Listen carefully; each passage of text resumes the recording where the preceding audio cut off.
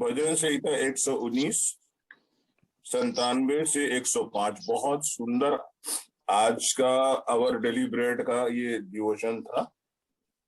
इसमें लिखा आहा, मैं फिर से बता रहा हूँ, भजन संहिता 119 97 से 105 में लिखा है, आहा मैं तेरी व्यवस्था से कैसी प्रीति रखता हूँ, दिन भर मेरा ध्यान उसी पर लगा रहता है। तू अपनी आज्ञाओं के द्वारा मुझे अपने शत्रुओं से अधिक बुद्धिमान करता है, क्योंकि वे सदा मेरे मन में रहती हैं। मैं अपने सब शिक्षकों से भी अधिक समझ रखता हूँ, क्योंकि मेरा ध्यान तेरी चितौनियों पर लगा है। मैं पुरनियों में भी समझदार हूँ, क्योंकि मैं तेरे उपदेशों को पकड़े हुए हूँ। मैंने अपने पांवों को हर एक बुरे रास्ते से रोक रखा है, जिससे मैं तेरे वचन के अनुसार चलूं। मैं तेरे नियमों से नहीं हटा, क्योंकि तू ही ने मुझे शिक्षा दी है। तेरे वचन मुझको कैसे मीठे लगते हैं, ये मेरे मुंह में मधु से भी मीठे हैं। तेरे उपदेश के कारण मैं समझदार हो जाता हूँ, इसलिए मैं सब मिथ्या पापों से बैर रखता हूँ। तेरा वचन मेरे पांवों के लिए दीपक और मेरे मार्ग के लिए उजियाला है। आइए हम लोग प्रार्थना करें। प्यारे परमेश्वर, हम तेरा धन्यवाद करते हैं तेरे सुंदर वचन के लिए,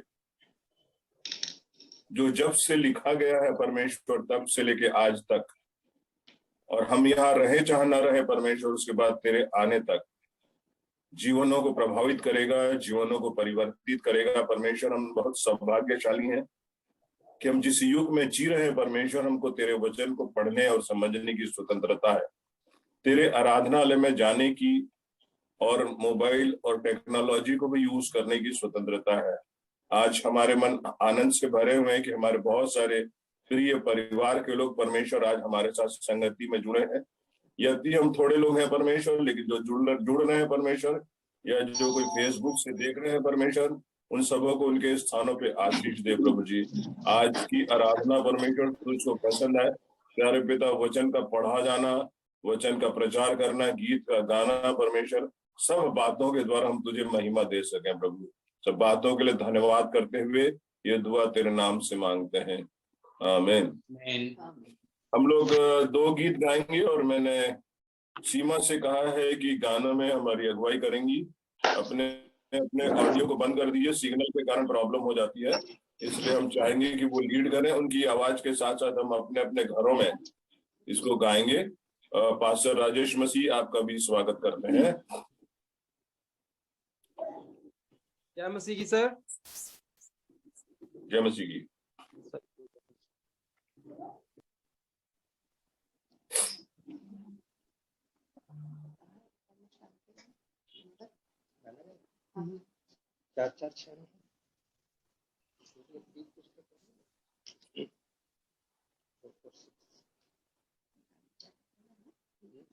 आइए परमेश्वर की महिमा में हम 2 गीतों को गा लेंगे। और मसीही गीत संग्रह में एक गीत है, उत्तम और शांतिदायक बात। ये बहुत सुंदर गाना है, बहुत सुंदर गाना जी।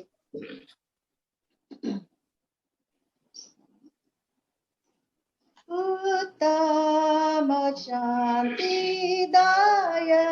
बात कि ईश्वर लिए मेरा हाथ, हर काम हर जगह हर स्थान में मुझ यात्री को ले चलता है, ले चलता है, ले चलता है।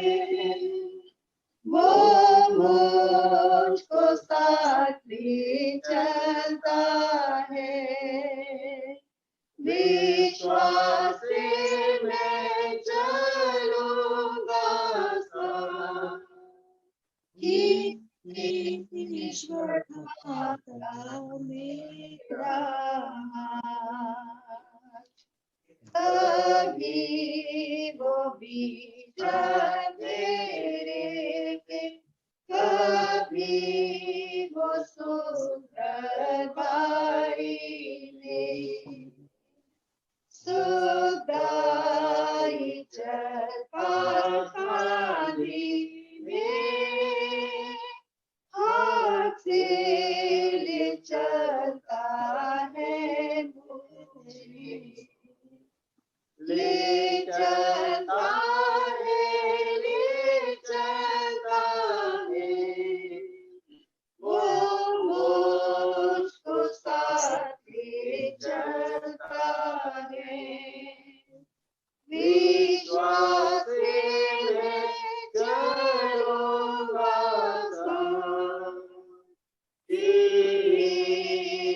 शांता मेरा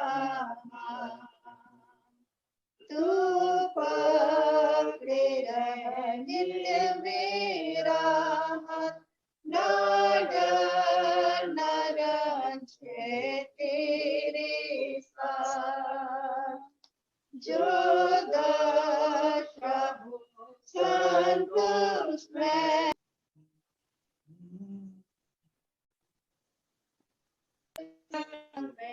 चला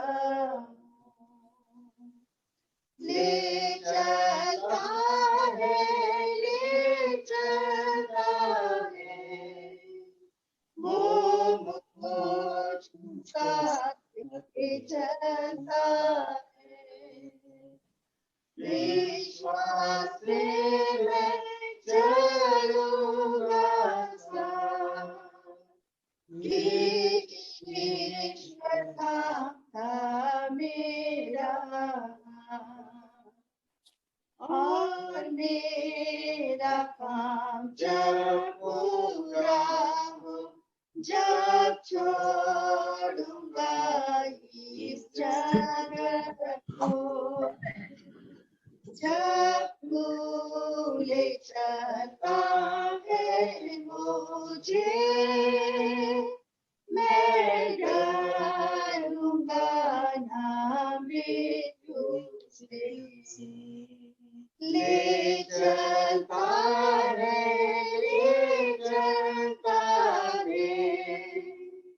वो मुझको साथ ले चलता है विश्वास से मैं चलूंगा साथ ईश्वर शांता मेरा। धन्यवाद करते हैं परमेश्वर पिता का और उसकी महिमा करने के लिए हम एक और गीत गा लेंगे जिसके बोल हैं शून्य से लेकर तूने मुझे। मैं विश्वास करती हूँ ये गाना भी हम सब अवश्य ही जानते हैं।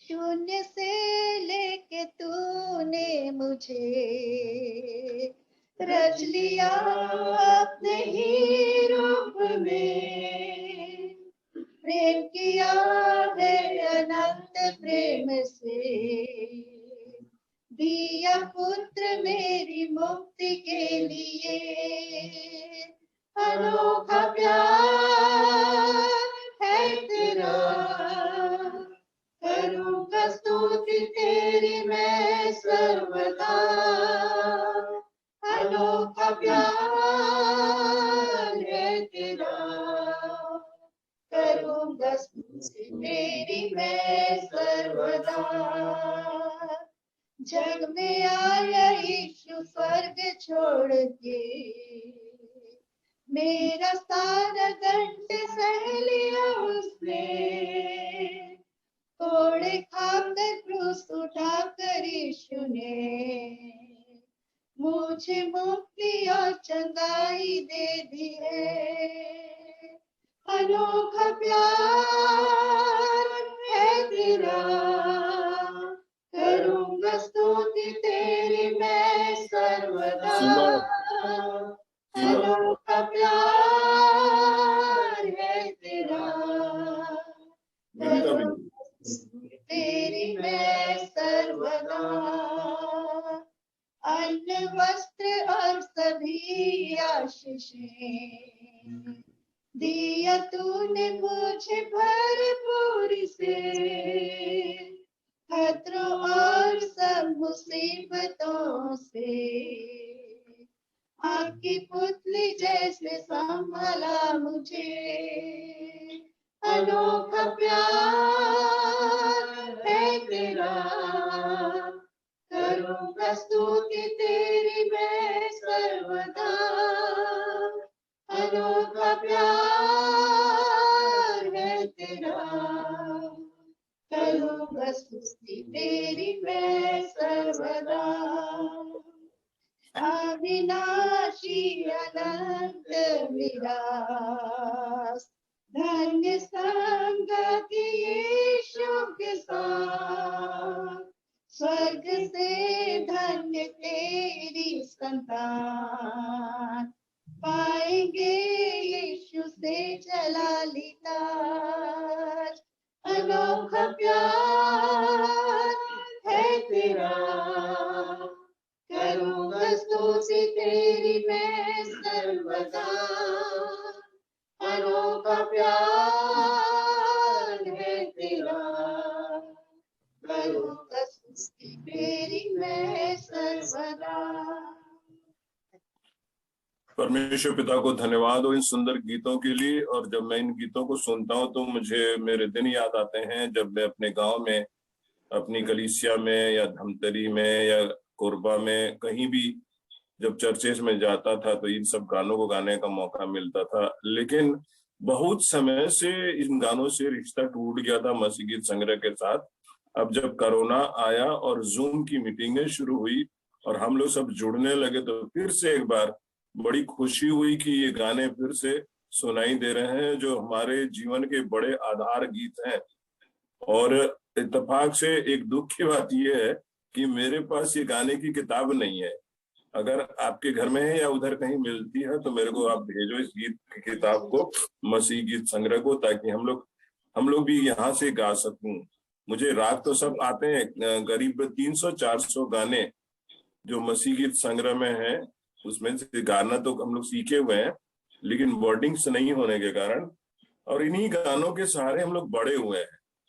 चाहे हम धमतरी में, कोरबा में, जगदीशपुर में जहां भी रहे हैं और आज जहां परमेश्वर हमको खड़ा किया है, इन गानों का बहुत योगदान है। और मैं इन्हीं गानों के साथ इतना आगे बढ़ गया कि मैं कभी सोचा नहीं था कि परमेश्वर मुझे इतना ज्यादा उठाएगा। इन गानों के लिए, इनके लिखने वालों के लिए सचमुच में बड़ा धन्यवाद करता हूँ। हमारी कलीसियाओं के लिए, आप सबके लिए, जो मेरे साथ आपके माता पिता जो थे, बहुत ज्यादा मैं उनसे जुड़ा रहा आप सबों से, उसके कारण आज परमेश्वर हम लोग को फिर से एक बार मिला है, तो बड़ी खुशी की बात है। और हमारे बीच में हमारी समधीन भी है, कैरल, हम उनका भी स्वागत करते हैं। अब भैया भी नहीं दिखाई दे रहे हैं। कैरल को आप देख रहे होंगे, ये हमारी छोटी बेटी की माँ है और धन्यवाद करते हैं कि अक्सर हमसे जुड़ जाती हैं, प्रभु को बहुत प्यार करती हैं। और मैं चाहूंगा कभी न कभी वही परमेश्वर का वचन सुनाए। आपका स्वागत करते हैं, बहुत धन्यवाद। हम लोग प्रार्थना करेंगे और मैं पास्टर रोहित चौहान से निवेदन करूंगा कि इन प्रार्थना के निवेदनों को याद करिए और उसके बाद उसमें प्रार्थना में हम लोग अगुवाई करिए आप हमारी। सेकेंड टाइम आ गया है कोरोना और हम लोग देख रहे हैं कि कुछ जान पहचान के लोगों का नाम आ रहा है। आज ही हमको पता चला कि बनारस के ईसीआई के पास्टर नवीन जॉय कोरोना पॉजिटिव है।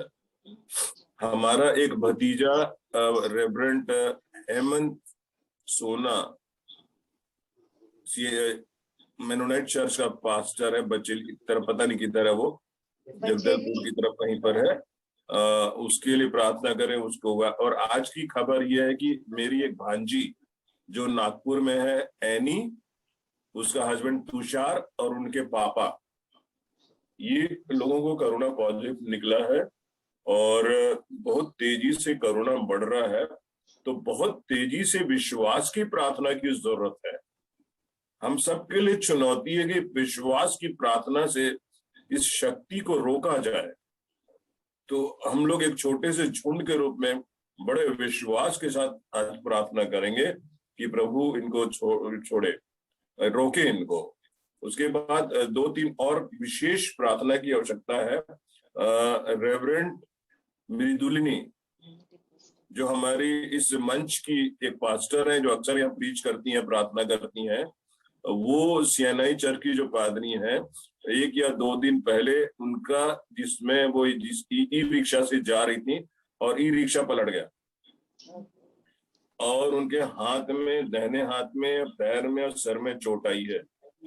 एक्सरे से पता चला है कि कहीं पर कोई ऐसा डैमेज तो नहीं हुआ, ब्रेक नहीं है, लेकिन आगे क्या होगा नहीं मालूम। पर उनका हाथ तो पैर थोड़ा सा ठीक से काम नहीं कर रहा है। सर में भी उनको दर्द था, तो उसमें भी कोई क्लॉट का भी पता नहीं चला है। उनके लिए विशेष प्रार्थना करें क्योंकि बहुत ही बिजी समय है पास्टर के लिए। जबकि इतने लेंट मीटिंग होती है, पैशन वीक होगा, ईस्टर होगा, इस समय में किसी मेन पास्टर है जमुना चर्च, CNI चर्च की, उनको आप लोगों ने देखा भी है हमारे मंच पे, उनके लिए विशेष प्रार्थना करें। उसके बाद एक बहुत ही विशेष प्रार्थना का विषय है हमारी पत्नी सुजाता सोना। कुछ दिन पहले उनको बहुत ही ज्यादा बैक में पेन हुआ और न्यूरो सर्जन को भी दिखाया। उसके बाद जब एक्सरे लेने के लिए कहा गया, एक ऑर्थोपेडिक्स को दिखाने के बाद एक्सरे ने पता चला तो उनकी जो लोअर स्पाइन है वो फ्रैक्चर हो गई है। जो लोअर स्पाइन है वो फ्रैक्चर हो गई है। तो उसके बाद अभी तो थोड़ा सा आराम मिला है उनको 3 वीक का रेस्ट लिखा है, 3 वीक का उनको रेस्ट लिखा है, दवाइयां लिखी है और पट्टी बेल्ट बांधने के लिए कहा, लंबर बेल्ट बांधने के लिए कहा है। तो इसको बड़े आप लोग न केवल आज लेकिन दैनिक प्रार्थना में याद करिए, उनको 3 वीक रेस्ट लेना है और उसके बाद भी रेस्ट लेना पड़ सकता है। तो इसको बड़े विशेष प्रार्थना में आप याद रखिएगा। इस सप्ताह में इलाहाबाद बाइबल सेमिनरी की ग्रेजुएशन सर्विस होने जा रही है, जिसमें करीब 31 स्टूडेंट का ग्रेजुएशन होगा। हमारे यहाँ फाइनल ईयर को और ओरिएंटेशन को बुलाया गया था 1 महीने के लिए। तो 24, 25, 26 ये ग्रेजुएशन का प्रोग्राम है, इसको बड़े दुआ में याद रखेंगे। और जो स्टूडेंट ग्रेजुएट हो रहे हैं उनकी सेवकाई को विशेष रूप से हम लोग याद रखेंगे।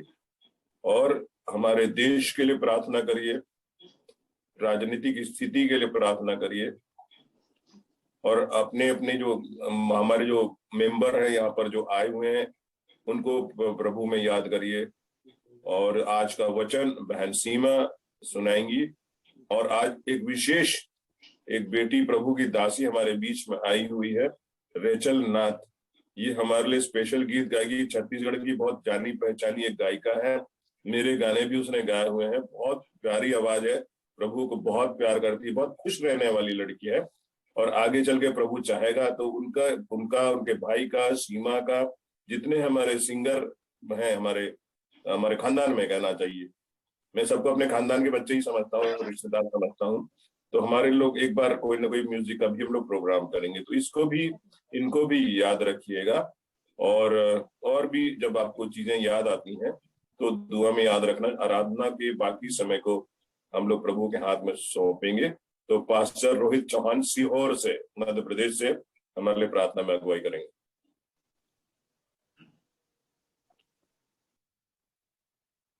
आए हम अपनी आंखों को बंद करें, प्रार्थना में जाएंगे।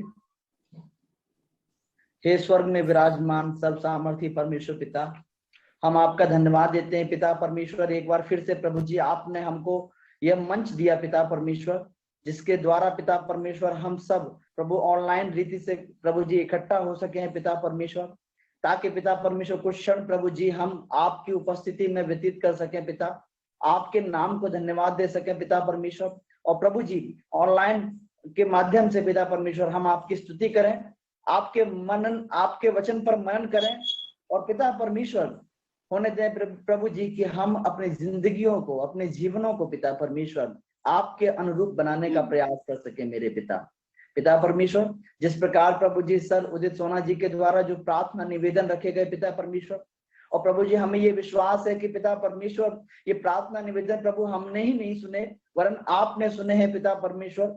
जैसा कि सर के द्वारा बताया गया पिता परमेश्वर, और हम मीडिया के द्वारा, न्यूज चैनल्स के द्वारा और अखबारों के द्वारा पिता परमेश्वर हम चारों तरफ सुन रहे हैं कि हमारे भारत में ही नहीं वरन संपूर्ण संसार में कोरोना वायरस फैला हुआ है पिता परमेश्वर। लोग परेशान हैं, हैरान है पिता परमेश्वर। बहुत से वैज्ञानिक इस खोज में लगे हुए हैं कि इसका इलाज किस प्रकार से किया जाए पिता परमेश्वर। कई बार मनुष्य फेल हो सकता है लेकिन आप फेल नहीं हो सकते पिता परमेश्वर। सब कुछ पिता परमेश्वर आपके द्वारा निहित है पिता परमेश्वर। हम आपसे प्रार्थना करते हैं इस समय पिता परमेश्वर, जबकि चारों तरफ कोरोना वायरस दोबारा फैलने लगा है, मध्य प्रदेश में, महाराष्ट्र में और अन्य राज्यों में पिता परमेश्वर अपने लोगों की सुधि लेना। ये मनुष्य की रचना पिता परमेश्वर जो आपने की है पिता परमेश्वर, ये व्यर्थ न जाने पाए मेरे राजा। पिता परमेश्वर हम आपसे प्रार्थना करते हैं कि प्रभु जी इस देश का संचालन आपके हाथों में हो, इस देश की बागडोर आपके हाथों में हो मेरे परमेश्वर पिता। प्रभु जी हम आपसे प्रार्थना करते हैं अपने भारत देश के लिए, जहां पर प्रभु जी आपने हम सभी को रखा है, और पिता परमेश्वर हमको ऐसा संविधान दिया कि प्रभु जी हम खुले रूप में इकट्ठा होकर प्रभु जी आपकी हमदो सताइश कर सकें, आपकी आराधना आपकी स्तुति कर सकें। हम पिता परमेश्वर प्रार्थना करते हैं आज की वक्ता महोदया के लिए पिता परमेश्वर द्वारा प्रभु जी आज का वचन हम सुनेंगे। प्रार्थना करते हैं पिता परमेश्वर मिस रेचल नाथ जी के लिए, पिता मिसेज रेचल नाथ जी के लिए, जिनके द्वारा हम मधुर संगीत को सुनेंगे पिता, गीतों को सुनेंगे मेरे पिता, जो कि आपकी महिमा के लिए आपकी स्तुति के लिए गाए जाएंगे। पिता परमेश्वर जिस प्रकार सर के द्वारा बताया गया रेवरेंड मृदुलिनी डिकोस्टा जी के लिए पिता परमेश्वर हम प्रार्थना निरंतर कर रहे हैं। और प्रभु जी हम आपसे प्रार्थना करते हैं जहां कहीं भी उनको चोट आई है, कंधे में चोट आई है, सर में चोट आई है, हाथ में चोट आई है, पिता परमेश्वर आप अपना हाथ बढ़ाएं, उनको शिफा दें, उनको चंगाई दें मेरे पिता परमेश्वर। हम आपसे प्रार्थना करते हैं मेरे पिता, उनके कांधे पर एक बड़ी बागडोर बड़ी जिम्मेदारी है पिता परमेश्वर, एक बड़े चर्च का संचालन उनको करना है, एक बड़े चर्च का जिम्मेदारी उनके ऊपर है मेरे पिता, उनको संभालना। उनके हस्बैंड के लिए, उनके दोनों बच्चों के लिए हम प्रार्थना करते हैं पिता परमेश्वर, उनको पिता परमेश्वर आशीषों से माला माल रखना मेरे पिता, कोई भी जीवन में कोई घटी कमी उनके जीवन में ना आने पाए पिता परमेश्वर। और प्रभु जी अपने राज्य के लिए बहुतायत से उनको और उनके परिवार को इस्तेमाल करना मेरे पिता।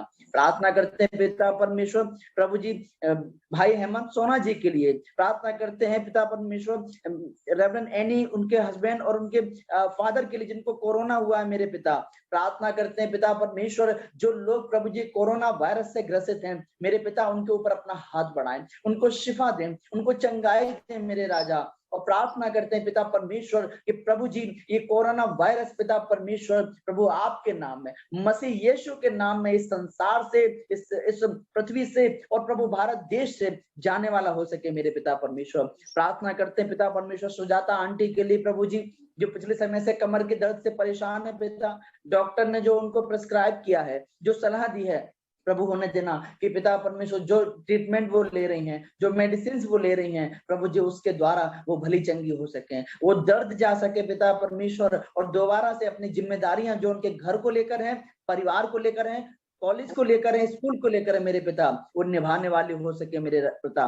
प्रार्थना करते हैं इलाहाबाद बाइबल सेमिनरी के लिए, जो आने वाले समय में प्रभु जी ग्रेजुएशन सर्विस होती है, साथ ही साथ फेयरवेल और अन्य कार्यक्रम होते हैं पिता परमेश्वर। जितने भी छात्र छात्राएं वहां पर आए हैं प्रभु उनके साथ रहना, रक्षा रहनुमाई करना पिता, और होने देना पिता परमेश्वर। जितने भी छात्र छात्राएं वहां से ग्रेजुएट होते हैं आपके राज्य के लिए, आपके राज्य की बढ़ोतरी के लिए प्रभु उनका जीवन हो पिता, उनको प्रभु संभालना, उनकी सहायता करना। और प्रभु जब भी वो संसार में निकलते हैं आपके नाम को लेकर प्रभु बहुतायत से आशीष पाएं। और पिता परमेश्वर हम प्रार्थना करते हैं प्रभु जी अपने भारत देश के लिए, प्रभु जी अपने राष्ट्रपति महोदय के लिए, प्रधानमंत्री महोदय के लिए, और साथ ही साथ तमाम कैबिनेट मंत्रियों के लिए पिता परमेश्वर। प्रभु जी उनके कांधों पर जिम्मेदारियां हैं प्रभु जी, पिता परमेश्वर होने देना कि हर एक कार्य आपके डर आपके भय में होने पाए पिता परमेश्वर।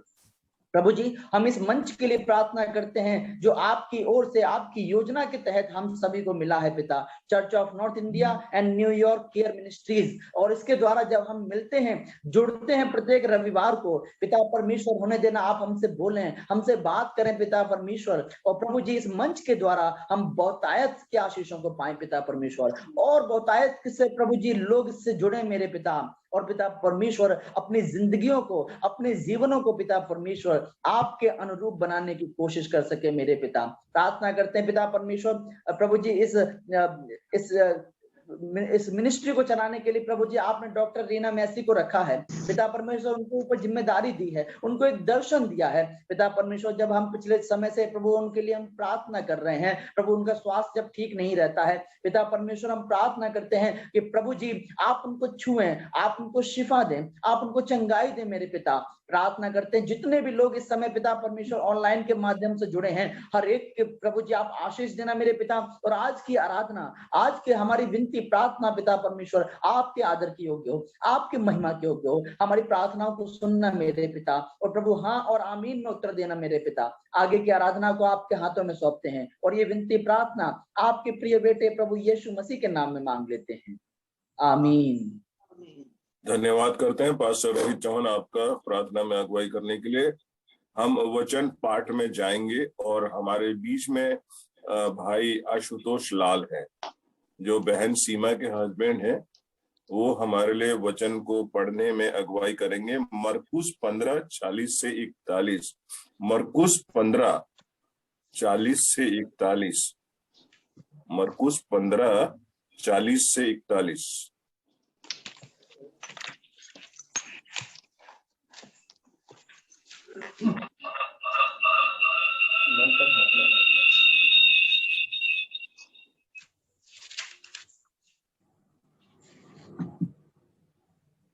मैं पढ़ लूंगा आपके सामने।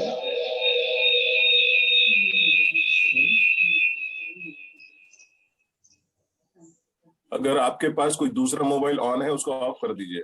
जी, मैं पढ़ लूंगा मरकुस और उसका 15वां अध्याय और उसका 40 पद से 41 तक। कई स्त्रियां भी दूर से देख रही थी।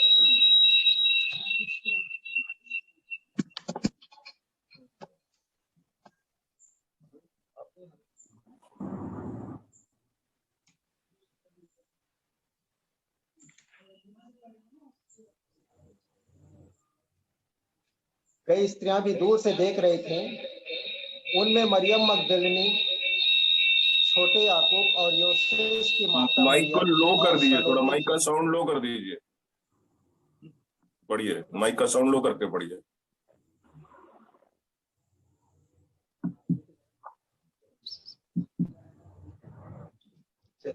मैं पढ़ लूंगा मरकुस 15 अध्याय 40 और 41 तक।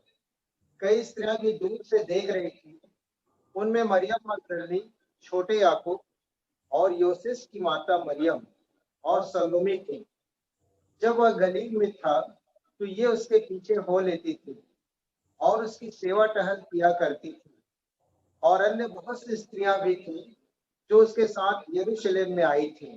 परमेश्वर अपने पढ़े वचन पर आशीष दे। प्रभु का धन्यवाद हो इस सुंदर वचन के लिए। हमारे लिए बड़ी खुशी की बात है कि हमारे बीच में आज रेचल नाथ आई हैं जो हमारे ही परिवार की हैं, कोरबा की हैं। एक बहुत ही सुंदर गायिका हैं। उनके गानों के द्वारा बहुत सारे लोगों ने आशीष पाई है। तो हम उनको आमंत्रित करेंगे कि आज का विशेष गीत वो प्रभु की महिमा के लिए गाएं। रेचल नाथ।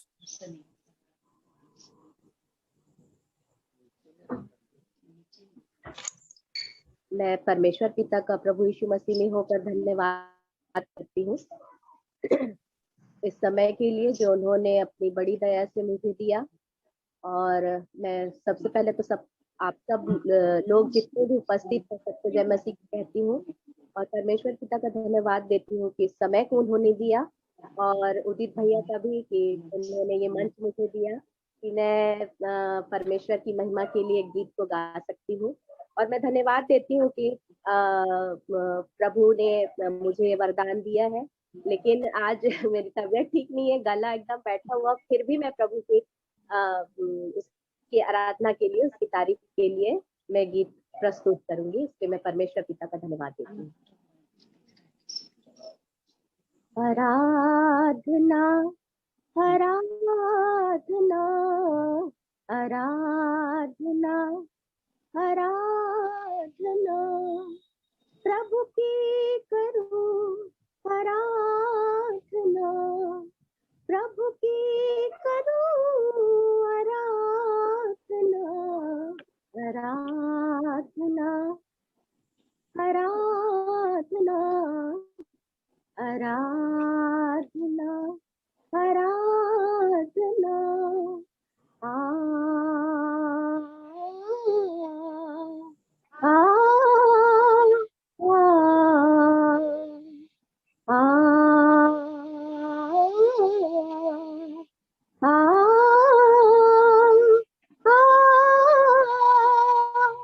तूने जगत को बनाया विशाल को सजाया है। तूने जगत को बनाया है विशाल नभ को सजाया है। ऐसे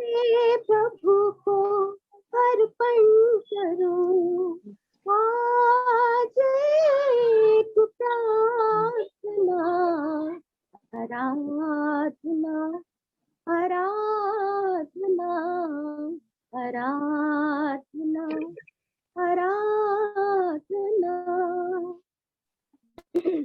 भक्ति संगीत आराधना मीठे वचनों की साधना। भक्ति संगीत आराधना मीठे वचनों की साधना।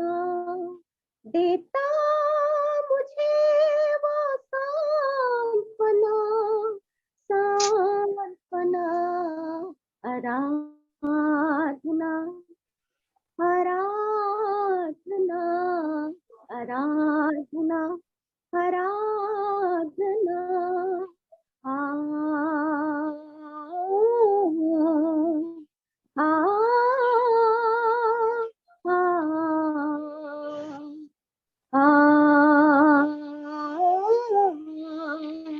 आ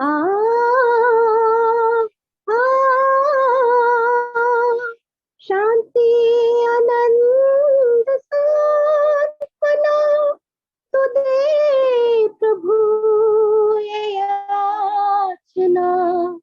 शांति आनंद सांत्वना तो दे प्रभु ये याचना। गाओ तेरे गीत सदा जीवन की है यही कामना। आराधना आराधना आराधना आराधना। प्रभु की करूं आराधना। प्रभु की करूं आराधना। आराधना आराधना आराधना आराधना। आ आ आ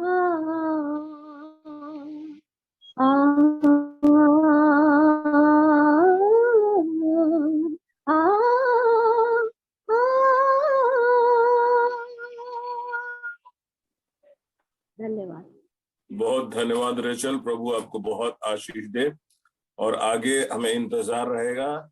आपकी आवाज अच्छी हो जाएगी, अभी से लेकर दुआ करेंगे जब तक आप प्रोग्राम देंगी तब तक के लिए। और आपके भाई के साथ हम चाहेंगे कि मंच पे आए और प्रभु की महिमा हम सब लोग मिलके करेंगे। मैं जब आप लोगों को देखता हूं तो मेरी आंखें भर जाती हैं, क्योंकि मैं आप सबको मेरे सामने बड़े होते देखा हूं और प्रभु में आप सबको इतने बड़े देखता हूं तो मेरा दिल खुश हो जाता है। सीमा भी नहीं था, बहुत छोटी छोटी थी, तब से मतलब उनका बड़ा भैया हूं मैं और आज वो मेरी दीदी बन गई उन लोग। आज प्रभु का बहुत धन्यवाद हो कि इतने प्यार करने वाले सारे लोगों को उसने छत्तीसगढ़ में पैदा किया है।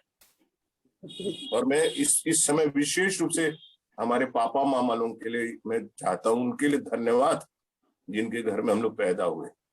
उन कलीसियाओं के लिए धन्यवाद, उन पास्टर्स लोगों के लिए धन्यवाद, वो संडे स्कूल के टीचर लोगों के लिए धन्यवाद, जहां पर उन्होंने हमको हमारा आधार बनाया। और आज हम जहां पर है सचमुच बहुत ही आशीष की बात है। रेचल, हम अब फिर से आपसे मिलेंगे बाद में और मेरा विश्वास है कि वो सब और अच्छे से सब लोग मिलकर प्रभु की स्तुति करेंगे। इसके पहले की बहन सीमा परमेश्वर का वचन सुना है। अब पास्टर राजेश मसीह जो झुंझुनू राजस्थान के हैं वो संदेश के लिए और बहन सीमा के लिए प्रार्थना करेंगे। तो आइए पास्टर राजेश के साथ वचन में जाने के पहले प्रार्थना करें।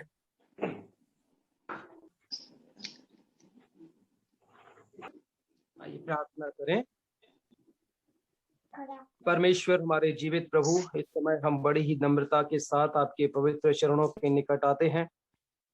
स्वामी, आपने हमें एक और अवसर दे दिया कि हम आपके चरणों में बैठें, आपकी आवाज को सुने और परमेश्वर पिता जो वचन की शिक्षा आज हम प्राप्त करते हैं उसके अनुकूल अपने जीवनों को बनाते जाए।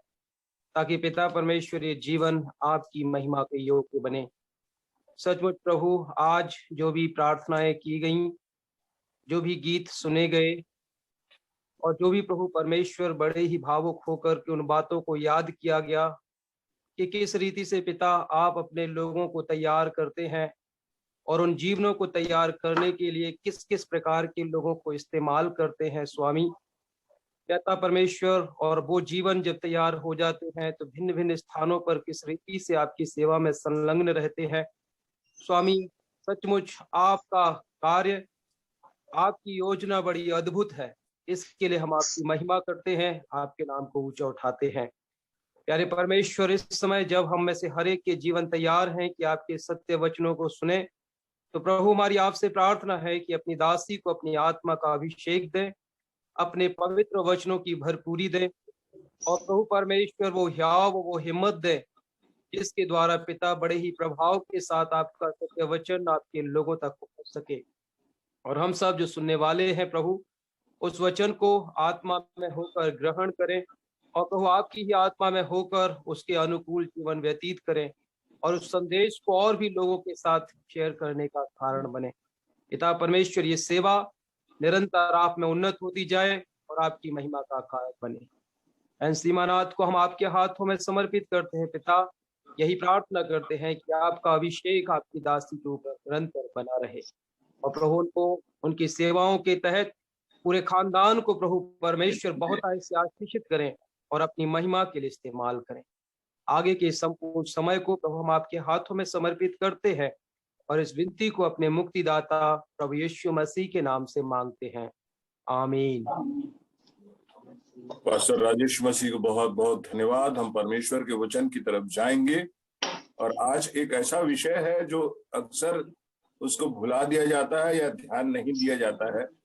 तो हमने प्रयास किया है कि बहन सीमा के द्वारा उस महिला के बारे जिसको अक्सर बहुत कम बार लोग उसके ऊपर विचार करते हैं या प्रचार करते हैं, वो आज हमें सलोमी के बारे में परमेश्वर का वचन सुनाएंगी। तो बहन सीमा, आपका बहुत बहुत स्वागत है। प्रभु आपको आशीष दे जब आप वचन को सुनाती हैं। आप सबों को प्रभु यीशु मसीह के धन्य और महान नाम में मेरा प्रेम सलाम। सर्वप्रथम मैं परमेश्वर पिता का दिल की गहराइयों से धन्यवाद करती हूँ उसकी बड़ी योजना के लिए, आज के इस नए दिन के लिए और इस अपॉर्चुनिटी के लिए जिसको परमेश्वर पिता ने सीएनआई चर्च न्यूयॉर्क के मंच से, केयर मिनिस्ट्रीज के मंच से मुझे दिया है। धन्यवाद करती हूँ मेरे बड़े भैया रेवरेंड उदित सोना का, जिनके सौजन्य से ये सेवा करने का अवसर हमको प्रदान किया जाता है। डॉक्टर रैना मैसी का भी दिल के गहराइयों से धन्यवाद करती हूँ कि वो हमें ये मंच प्रदान करती हैं। जबकि इन दिनों में जैसे ही मार्च का महीना लगा है, मार्च के संडेज को सीएनआई चर्च न्यूयॉर्क ने एक थीम दिया है और वो थीम है women in ministry of Jesus. प्रभु यीशु मसीह के सेवा कार्य में महिलाएं। एक महिला होने के नाते मुझे बहुत ही अच्छा लगता है कि हम महिलाओं को भी ये अपॉर्चुनिटी दी जाती है कि हम प्रभु यीशु मसीह के सेवा कार्य में आज भी न केवल नए नियम के समय काल की महिलाएं, परंतु हम आज की महिलाएं भी इस कार्य को करने पाती हैं। जब प्रभु यीशु मसीह ने अपने सेवा कार्य का आरंभ किया तो उसने 12 पुरुषों को नियुक्त किया। हम सब इस बात को जानते हैं। और किस लिए नियुक्त किया? वचन कहता है मरकुस 3:14-15 में कि वे उसके साथ साथ रहें। उन 12 पुरुषों को प्रभु यीशु मसीह ने इसलिए नियुक्त किया था कि वे उसके साथ साथ रहें और वह उन्हें भेजे और वे प्रचार करें और दुष्ट आत्माओं को निकालने का अधिकार रखें। हम धन्यवाद करते हैं इन 12 चेलों के लिए जो प्रभु यीशु मसीह ने नियुक्त किए। फिर हम आगे के अध्यायों में भी पढ़ते हैं नए नियम के किताब में कि प्रभु यीशु मसीह ने और 70 मनुष्य भी नियुक्त किए थे कि वे 2-2 करके जाएं और प्रचार कार्य को पूरा करें, इस पृथ्वी पर परमेश्वर के राज्य के सुसमाचार को सुनाएं। जब हम लूका 8 का 1 से 3 वचन खोलते हैं, आप में से जिनको भी मिलता आप खोल कर देख सकते हैं उन वचनों को। और जब हम उन वचनों को पढ़ते हैं जो लूका 8 के 1 से 3 में पाया जाता है, तो वहां पर इस प्रकार से लिखा हुआ है कि कुछ स्त्रियां भी जो दुष्ट आत्माओं और बीमारियों से छुड़ाई गई थी उसके पीछे हो लेती थी। कुछ स्त्रियां भी जो दुष्ट आत्माओं और बीमारियों से छुड़ाई गई थी उसके पीछे हो लेती थी। और जब हम लूका 8 के 2 और 3 पद को देखते हो तो यहाँ पे 3 ऐसे नाम दिए गए हैं महिलाओं के। एक तो मरियम मगदलनी है, दूसरी है हेरोदेस के भंडारी कुजा की पत्नी योअन्ना, और तीसरी है सुसन्ना। और उसके बाद लिखा और बहुत सी अन्य स्त्रियां, मतलब बहुत सारी स्त्रियां थी जो प्रभु यीशु मसीह के साथ साथ चला करती थी उसकी सेवा कार्य में। फिर आज जो वचन का खंड पढ़ा गया मरकुस 15, हम निकाल लेंगे इसको, उसके 40 और 41 पद में यहाँ पर हमको 2 और नाम मिलते हैं प्रभु यीशु मसीह के पीछे चलने वाली स्त्रियों के। उसमें से एक नाम है छोटे याकूब और योसेस की माता मरियम, और 5वां नाम है सलोमी। तो इस प्रकार यहाँ 5 मुख्य नाम सुसमाचार में दिए गए हैं स्त्रियों के। और इसके साथ साथ बहुत सी अन्य स्त्रियां भी थी जो प्रभु यीशु मसीह के सुसमाचार कार्य में उसके पीछे पीछे हो लेती थी, उसकी सेवा करती थी। और हम देखते हैं कि वो किस प्रकार से उसकी सेवा करती थी। उसकी सेवा टहल तो करती ही थी, परंतु अपनी संपत्ति से भी उसकी सेवा किया करती थी। पिछले सप्ताह हमने बहन विनीता से मरियम मगदलिनी के विषय में सुना था, परंतु आज जिस स्त्री के जीवन पर हम चर्चा करने जा रहे हैं वह सलोमी है। सलोमी के नाम को मरकुस ने अपने गॉस्पेल में 2 स्थलों पर स्थान दिया है। पहला स्थल पाया जाता है मरकुस 15 का 40। ये प्रभु यीशु के क्रूसारोहण के समय का वर्णन है। और एक स्थल पाया जाता है मरकुस 16 का 1। ये प्रभु यीशु मसीह के जी उठने की घटना के समय का वर्णन है। इन 2 स्थलों में हम सलोमी को बकायदा उसके नाम से मरकुस को संबोधित करते हुए पढ़ते हैं, लेकिन गॉस्पेल के बाकी स्थलों में कभी हम उसको जब्दी की पत्नी के रूप में, तो कभी प्रभु यीशु के 12 चेलों में से जो 2 चेले थे याकूब और यूहन्ना, उसकी माता के रूप में देखते हैं। जब्दी की पत्नी के रूप में या याकूब और यूहन्ना की माता के रूप में सलोमी को आइडेंटिफाई किया गया है। मैं इस विषय पे जब मनन करने बैठी मुझे समझ नहीं आ रहा था कि मुझे कैसे मैटर मिलेगा, और तब सबसे पहले मैंने सोचा कि मैं नाम का मतलब ढूंढ लेती हूँ। और तब मैंने गूगल सर्च किया, तब सलोमी नाम का मतलब मुझे उसमें हिब्रू वर्ड शालोम से डिराइव्ड किया गया है ऐसा लिखा हुआ मिला, जिसकी मीनिंग होती है पीस। साथ ही मैंने डेक्स बाइबल को खोला, मेरे पास रहती है वो, और मैंने सोचा इसमें भी मैं नाम का अर्थ देखती हूँ शायद मिल जाए। तब उस बाइबल में मुझे सलोमी के नाम का अर्थ परफेक्ट लिखा हुआ मिला।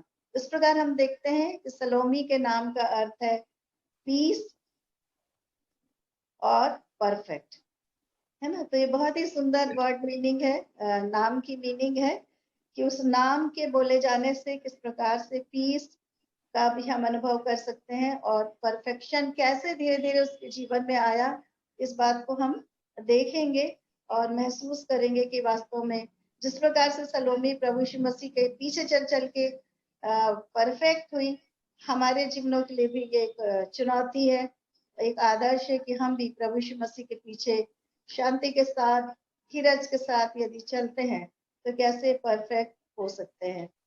फिर मैंने परमेश्वर के वचन को खोल करके नाम के अलावा ये देखना चाहा कि हम सलोमी के जीवन से या उसके गुणों से क्या सीख सकते हैं। तो सबसे पहली बात जो मैंने पाई वो है कि उसका जीवन यीशु को समर्पित जीवन था। वो एक बहुत ही समर्पित स्त्री थी, पूर्णतः समर्पित स्त्री थी, क्योंकि हम उसको यीशु के साथ हर जगह पाते हैं। जब मरकुस 15 का 40 और 41 हम पढ़ते हैं तो इस पद के अनुसार सलोमी भी उन स्त्रियों में शामिल थी जो जब यीशु गलील में था तो उसके पीछे हो लेती थी। हम बहनें इस बात को जानती हैं कि कितना कठिन होता है कितना कठिन होता है अपने घर के कार्यों को मैनेज करते हुए बाहर कहीं जाना। सलोमी एक स्त्री थी, उसका भी घर बार था, पति था, बच्चे थे, परंतु वो यीशु के साथ साथ चलना चाहती थी। उसने भी अवश्य कुछ सैक्रिफाइस किया होगा, कुछ इंपॉर्टेंट बातों को छोड़ा होगा, तभी वो यीशु के पीछे पीछे हो लेती रही होगी। हम एक वचन खोलेंगे इस तारतम्य में कि यीशु के पीछे हो लेने का क्या अर्थ होता है। इसके लिए हम वचन निकालेंगे लूका 14:26। इसमें आप पढ़ दीजिए। यहाँ इस प्रकार से लिखा है, यदि कोई मेरे पास आए और अपने पिता और माता और पत्नी और बच्चों और भाइयों और बहनों वरन अपने प्राण को भी अप्रिय न जाने, तो वह मेरा चेला नहीं हो सकता। यहाँ पर बहुत ही स्पष्ट लिखा है कि यदि हम माता पिता, पति पत्नी, भाई बहन, बाल बच्चों को ना छोड़े, छोड़ने का मतलब लिटरल मतलब नहीं है, मतलब परमेश्वर से ज्यादा इंपॉर्टेंस उनको ना दें परमेश्वर की बातों से, और तब अपने आप को परमेश्वर के राज्य के लिए समर्पित हम कर सकते हैं। यदि हम घर बार के बातों में ही फंसे रह जाएंगे तो घर बार हमको कभी भी स्वतंत्र नहीं करेगा। हमारे रिश्ते नाते जिनमें हम उलझे रहते हैं कभी भी स्वतंत्र नहीं करेगा कि हम प्रभु यीशु के पीछे पीछे चले। और तब लूका 9:23 को भी हम पढ़ लेना चाहेंगे यहाँ पर, क्योंकि इस बात को भी हमारे प्रभु यीशु मसीह ने अपने चेलों को सिखाया था और हम सबको भी इस बात को सीखने की आवश्यकता है। लूका 9:23। उसने सबसे कहा, यदि कोई मेरे पीछे आना चाहे तो अपने आपे से इनकार करे और प्रतिदिन अपना क्रूस उठाए हुए मेरे पीछे हो ले। तो हम देख रहे हैं कि किस प्रकार से यीशु के पीछे आने का क्या मतलब होता है। जैसे सलोमी के लिए लिखा है कि वो यीशु के पीछे हो लेती थी, तो प्रभु यीशु का वचन लूका 9:23 में कहता है कि यदि कोई मेरे पीछे आना चाहे तो अपने आप से इनकार करे और प्रतिदिन अपना क्रूस उठाए हुए मेरे पीछे हो ले। प्रियो, जब हम प्रभु यीशु को अपना प्रभु और उद्धारकर्ता करके ग्रहण करते हैं और उसके बताए मार्गों का अनुसरण करना चाहते हैं, तो प्रतिदिन हमारे सामने दो चुनाव होते हैं। पहला यह कि हम स्वयं की या अपनी इच्छाओं का त्याग कर दें, या फिर स्वयं की स्वार्थपूर्ण इच्छाओं को पूर्ण करें। या तो हम अपनी इच्छाओं का त्याग कर दें या फिर हम अपनी स्वार्थपूर्ण इच्छाओं को पूर्ण करें, क्योंकि यही चुनाव हमारे अनंतकाल के भविष्य को निर्धारित करता है। जिस प्रकार प्रभु यीशु ने स्वयं का इनकार करके क्रूस पर यातना सही, अपमान सहा, निंदा सही, हम विश्वासी भी जब अपना क्रूस उठाते हैं अर्थात यीशु का अनुसरण करते हैं, तो हम भी इस संसार के द्वारा सताए और अपमानित किए जाते हैं, परंतु इसका प्रतिफल बड़ा है। अब मैं इस घटना को पढ़ रही थी, मुझे बड़ा अच्छा लग रहा था। फिर मैं जब लूका के गॉस्पेल में आगे बढ़ती चली गई तो लूका 18 के 28 से 30 में हम देखते हैं, पढ़ते हैं कि जो प्रेरित पतरस है वो यीशु से एक प्रश्न पूछते हैं। वो कहते हैं कि देख, हम तो घर बार छोड़कर तेरे पीछे हो लिए हैं। मतलब वो ये पूछना चाह रहे थे कि भाई हम तो घर बार छोड़ के तेरे पीछे हो लिए, हमको क्या मिलेगा तेरे पीछे हो लिए, है ना। तब प्रभु यीशु मसीह ने 29वें और 30वें पद के अनुसार पतरस को उत्तर देकर कहा कि इस समय कई गुना अधिक और आने वाले युग में अनंत जीवन। इस समय कई गुना अधिक और आने वाले युग में अनंत जीवन। तो प्रियो, क्या हम भी यीशु के चेलों और सलोमी की तरह यीशु के पीछे सब कुछ छोड़कर चलने को तैयार हैं? यह प्रश्न हमारे लिए एक चुनौती की तरह है और यह हमारे लिए एक मनन का विषय भी है कि यीशु के पीछे चलने का क्या अर्थ होता है। फिर जब मैं सलोमी के दूसरे कैरेक्टर की ओर ध्यान दे रही थी, गुण की ओर ध्यान दे रही थी, तो मुझे लगा कि जैसे कि पहला वो यीशु को समर्पित जीवन था, उसका दूसरा उसने यीशु की सेवकाई में अपना योगदान दिया। मसीही सेवकाई के लिए मूल योग्यता प्रेम। सर्वप्रथम प्रभु यीशु मसीह के प्रति प्रेम और फिर दूसरों के प्रति भी प्रेम, यह इस सेवकाई की मुख्य आवश्यकता है। प्रेम क्या है, इसकी बड़ी अच्छी व्याख्या 1 कुरिन्थी 13 के 1 से 3 में की गई है। संत पौलुस ने हमें इस बात को सिखाया कि चाहे हम कितने भी दानों और वरदानों से भरे हो या अपना सब कुछ लुटाने के लिए तैयार हो, परंतु यदि हमारे जीवनों में प्रेम का अभाव हो तो सब कुछ व्यर्थ है। यह सलोमी का यीशु के प्रति प्रेम ही था जिसके कारण वह यीशु की प्रचार यात्रा के दौरान उसकी सेवा करती थी। मरियम मगदलिनी, सलोमी और अन्य स्त्रियों की सेवा हम स्त्रियों के लिए एक चुनौती है कि हम किस सीमा तक जाकर उसकी सेवा कर सकते हैं। यदि हम मत्ती 25 के 35 से 40 को पढ़ते हैं, हम इसको बाद में भी पढ़ सकते हैं। हम में से अधिकांश को ये खंड स्मरण है क्योंकि हम लगातार बाइबल रीडर्स लोग हैं। यहाँ पर मत्ती 25 के 35 से 40 में बहुत सारे सेवा के क्षेत्र वर्णित किए गए हैं जो हमारे सम्मुख चुनौती के रूप में है, जैसे भूखे को खाना खिलाना, प्यासे को पानी पिलाना, नंगे को वस्त्र पहनाना, बीमारों की सुधि लेना। ऐसे अनेक क्षेत्र हैं जहां हम अपनी सेवकाई दे सकते हैं। और उसके बाद फिर मैं सलोमी के तीसरे कैरेक्टर की ओर गई। यहाँ पर मैं सलोमी को एक माँ के रूप में देखती हूँ जिसको अपने बेटों के स्वर्गीय जीवन की चिंता थी। सलोमी ने न केवल अपना जीवन यीशु को समर्पित किया, परंतु वह अपने दोनों बेटों को भी यीशु के साथ साथ उसके 12 चेलों के मध्य शामिल देखकर अत्यंत खुश होती रही होगी। हम मत्ती 20 के 20 से 28 के मध्य में एक वृत्तांत को पढ़ते हैं जिसमें वह आती है यीशु के पास अपने दोनों पुत्रों के साथ, याकूब और यूहन्ना के साथ, और यीशु को प्रणाम करके उससे कुछ मांगती है। कहती है कि मेरे दोनों पुत्र तेरे राज्य में एक तेरे दाहिने और एक तेरे बाएं बैठे। ऐसा लगता है जब हम इस वृत्तांत को पढ़ते हैं तो कि एक बड़ी स्वार्थपूर्ण इच्छा थी, क्योंकि उसके दोनों पुत्रों के ऊपर बाकी के अन्य 10 चेले भी क्रुद्ध हुए। फिर प्रभु यीशु मसीह ने भी इसका एक रिस्पॉन्स दे करके एक बहुत ही सुंदर बात को यहाँ पर उसको सिखाना चाहा। लेकिन यहाँ पर हम 2-3 बातों को साथ साथ में और भी देखेंगे। मैं यहाँ पर देख रही थी सबसे पहले सलोमी का मांगने का तरीका। तो कैसे मांग रही थी, मैं इंग्लिश बाइबल को खोली तब मैंने देखा हिंदी बाइबल में लिखा है कि उसने आकर के प्रणाम किया और उससे मांगने लगी। जब हम इंग्लिश बाइबल में पढ़ते हैं तो वहां पर लिखा है कि adoring him and asking या worshiping him and desiring।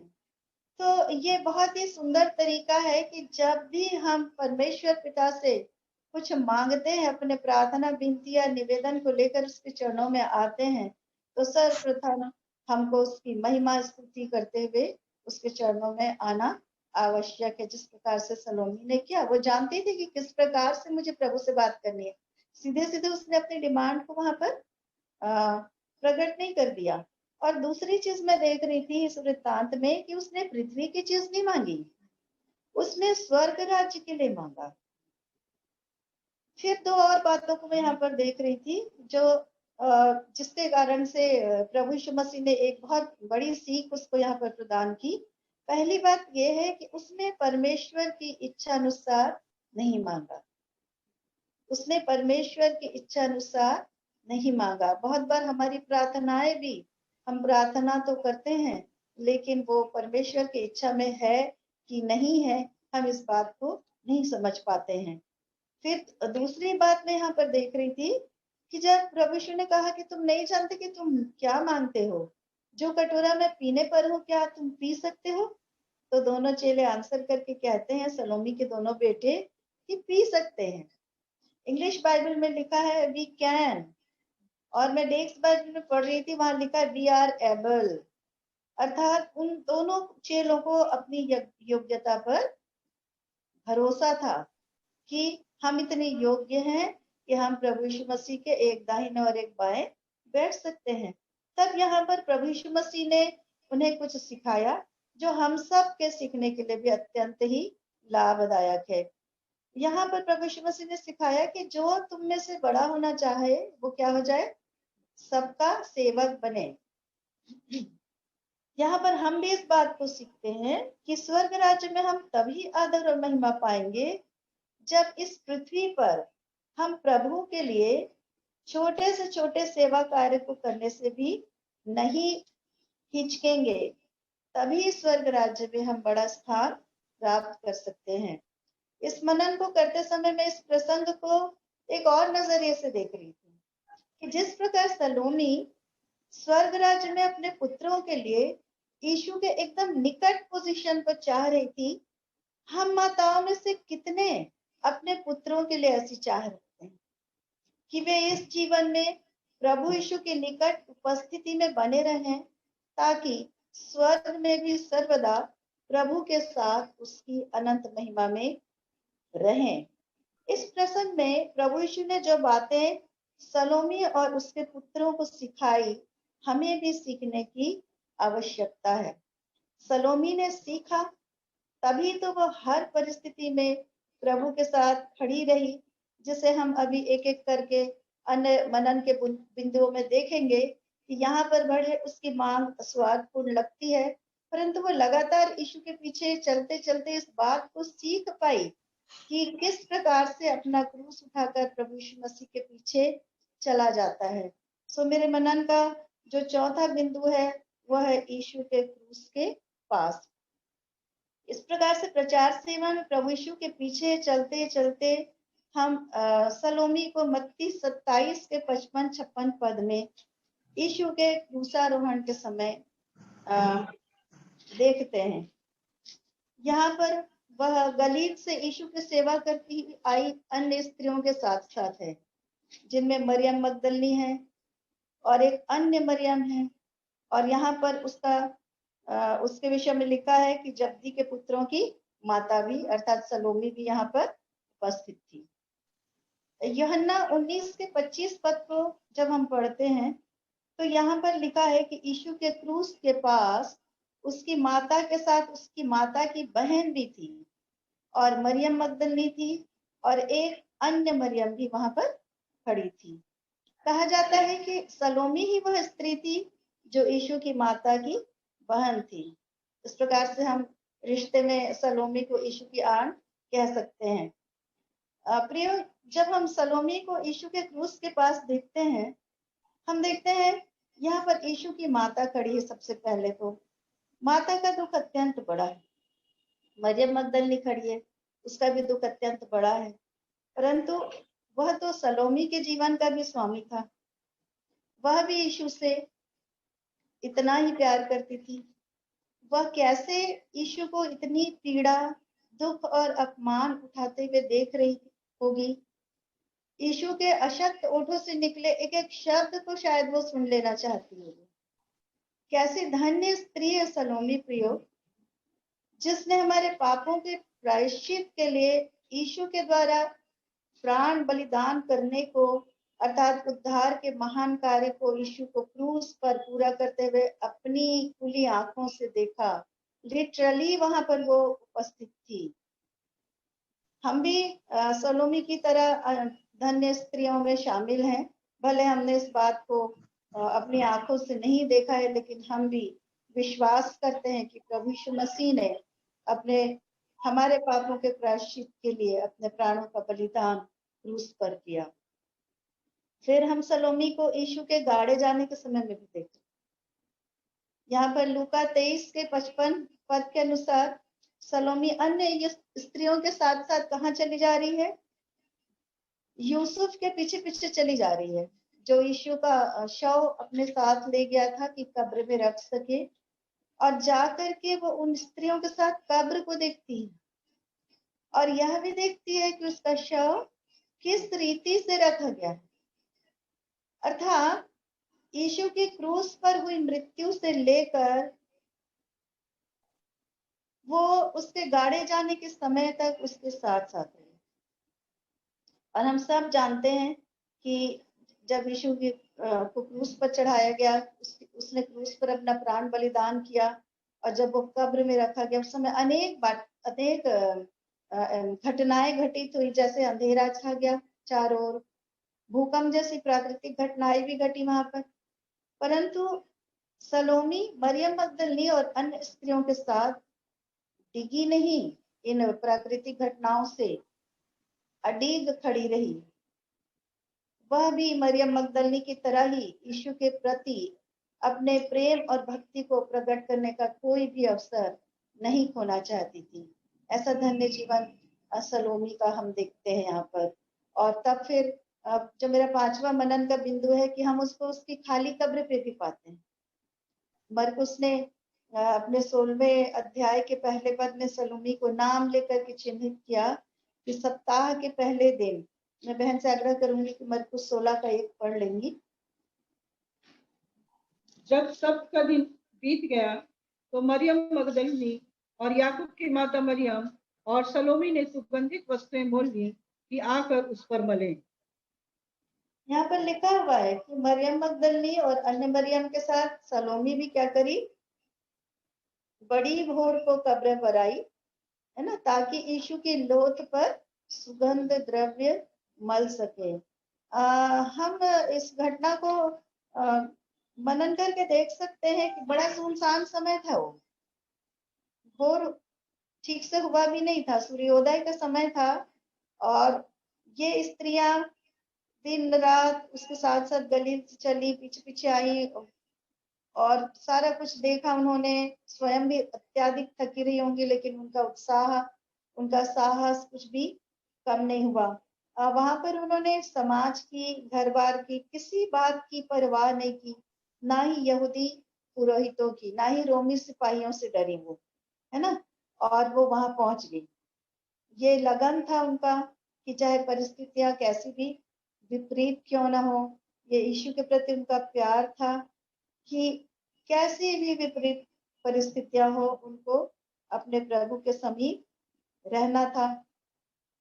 जब मरियम मगदलिनी के साथ सलोमी ने भी पत्थर को कब्र पर से लुढ़का देखा, और उसने स्वर्गदूत को भी जब देखा जिसने यीशु के जी उठने का समाचार उनको दिया, तो वो उसको कैसा लगा होगा, कितनी अभिभूत हुई होगी वो।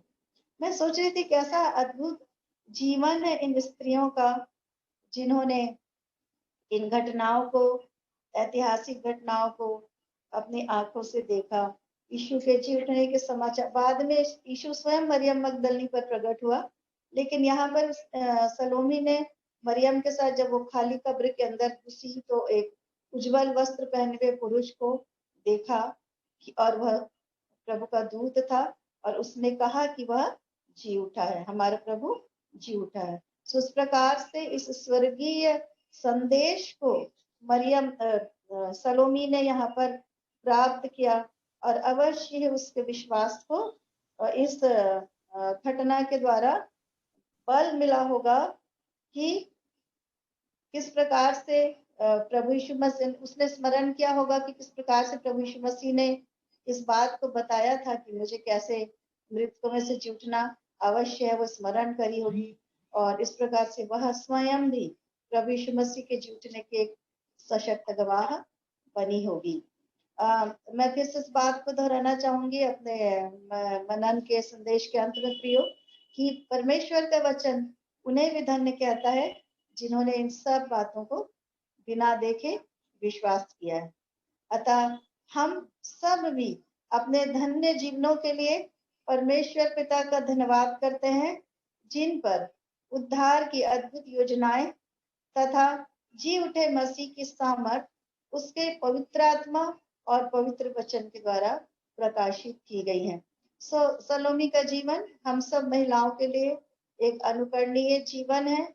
हम सब महिलाएं भी प्रभु यीशु मसीह के वचन को इसी प्रकार से, जिस प्रकार से वो यीशु के मार्गों पर यीशु के पीछे चल चल करके सीखी, हम सबको भी प्रभु यीशु मसीह के पीछे पीछे इस प्रकार से चलने की आवश्यकता है, ताकि हमारा जीवन भी एक धन्य जीवन होने पाए।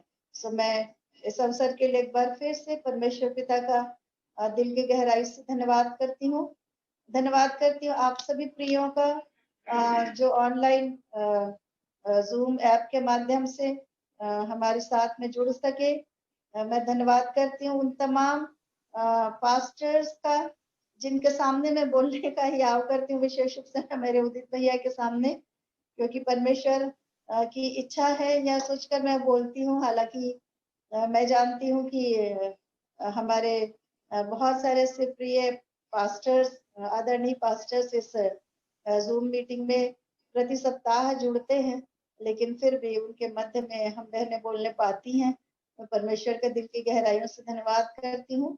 विशेष धन्यवाद करती हूँ मेरे आदरणीय जीजा जी का, जो धमतरी से, और मेरी प्रिय बड़ी बहन सरस दीदी का, और मेरे जीजा जी मिस्टर नोएल सिंह का, जो जुड़ सके जूम ऐप के माध्यम से इस मीटिंग में, और हमेशा मेरे लिए एक